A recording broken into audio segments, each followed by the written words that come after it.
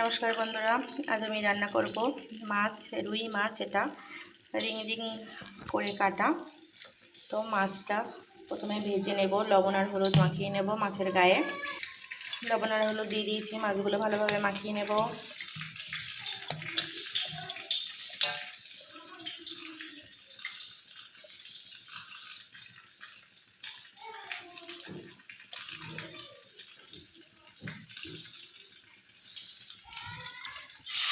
এবারে তেল বসিয়ে দিয়েছি, তেলটাও গরম হয়ে গেছে।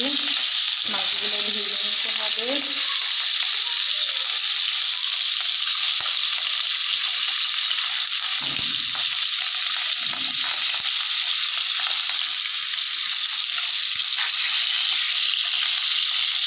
আর একটু হবে, তারপরে উল্টাবো।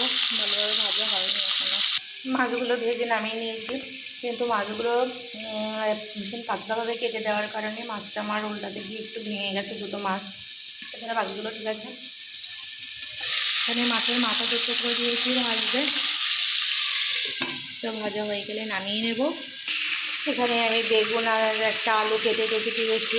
এখানে নিয়েছি গোটা পেঁয়াজ, নিয়েছি বাটা পেঁয়াজ আর আদা গ্রেট করে রেখে দিয়েছি, আর দোকান রসুনও তাই দিয়েছি। আর মাছের মাথাটাকেও ভালো হয়ে গেছে, এবার নামিয়ে নেব। এই যে পুরো মাছটা ভাজা কমপ্লিট, নামিয়ে রেখে দিয়েছি। এবার কড়াইয়ে মাছ ভাজা তেলের মধ্যেই এইগুলো দিয়ে দিলাম, পেঁয়াজ আর আদা।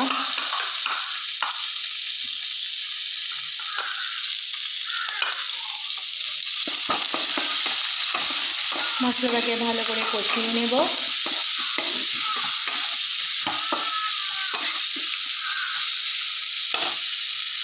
মশলাটা কষিয়ে নিলাম। এবার কেটে ধুয়ে রাখা আলু বেগুনটাকেও দিয়ে দিলাম, দিয়ে ভালো করে কষিয়ে নিতে হবে। একটু কষিয়ে নিয়ে এর মধ্যে লবণ আর হলুদ দিয়ে দিয়েছি, দিয়ে আর একটু নেড়ে চেড়ে নেব।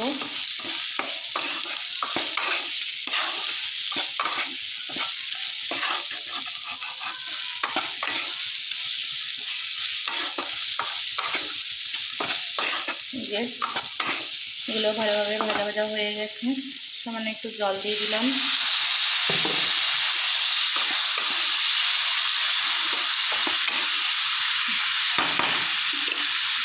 এবার ঢাকাটা দিয়ে জলটা একটু কমিয়ে 5 মিনিটের মতো ঢাকাটা দিয়ে রাখবো।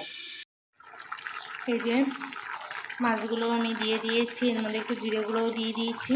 দিয়ে আর একটু ভালো করে ফুটিয়ে নিলেই রেডি হয়ে যাবে আমার মাছের ঝোল। বেগুন আলু দিয়ে দেশি রুই মাছের হালকা ঝোল।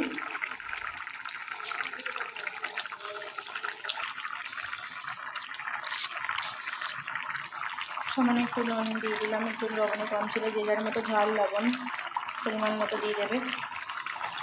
তো কালারটাও সুন্দর এসছে।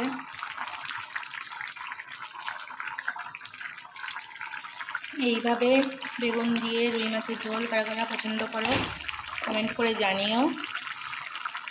তো আর একটু ফুটলেই গ্যাসটা বন্ধ করে দেবো, দিলেই রেডি হয়ে যাবে আমার মাছের ঝোল। এই যে গ্যাসটা বন্ধ করে দিয়েছি, রান্নাটা আমার রেডি। তো আজকের মতো ভিডিওটা এই পর্যন্ত। সবাই ভালো থেকো, সুস্থ থেকো, বাই বাই।